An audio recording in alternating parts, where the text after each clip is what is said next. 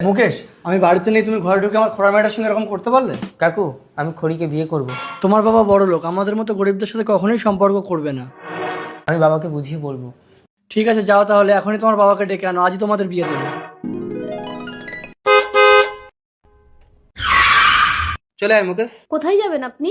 এই আমার ছেলের জন্য সুবলের মেয়েকে দেখতে যাচ্ছি। ওর মেয়ে তো ঘোড়া, আমার মেয়ে কত সুন্দর দেখতে, আপনি আমার বাড়ি চলুন। তাই এটা আপনার মেয়ে? বাহ, ভারী সুন্দর দেখতে তো। এই চল। বাবা, আবার আমার মুখের উপরে কথা বলে।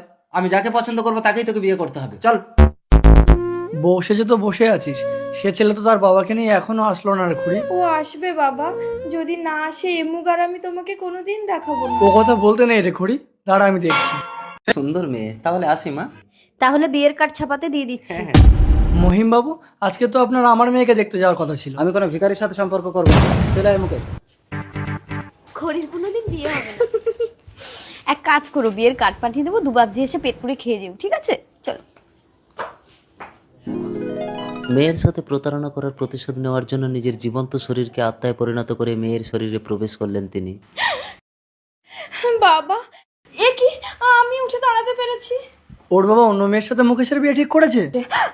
না না, এ হতে পারে না বাবা। কিছুদিন পর। আমার বিয়ের কার্ড, তোরা দুমাঝি গিয়ে পেট পুড়ে খেয়ে আসবি। আরে খড়ি, তুই হাঁটছিস কি করে? দেখি কাকে বিয়ে করছিস। মুকেশ। মা, মুকেশ, এর সাথে তো তোর বিয়ে হওয়ার কথা ছিল। মা, সারা গ্রামের লোক জানে মুকেশের সাথে আমার বিয়ে হবে, এখন কি হবে? চল দেখি। হ্যাঁ, এই না হলে আমার বৌমা, মালা বদল করো। দাঁড়ান, আমার মেয়ের সাথে আপনার ছেলের বিয়ে ঠিক করে এটা কি করছেন? এই তুমি এদিকে শোনো। একে চিনতে পারছো? কবার বিয়ে দেবেন মেয়েকে? আমার দুটো অ্যাপস আছে, আমি ডবল র্যাপিডো বুক করতেই পারি। এই মালা বদল কর। খড়ির বিয়ে সম্পূর্ণ হতেই বাবার আত্মা মুক্তি পেল। খড়ি, ভালো থাকিস মা। বাবা, চলো বৌমা।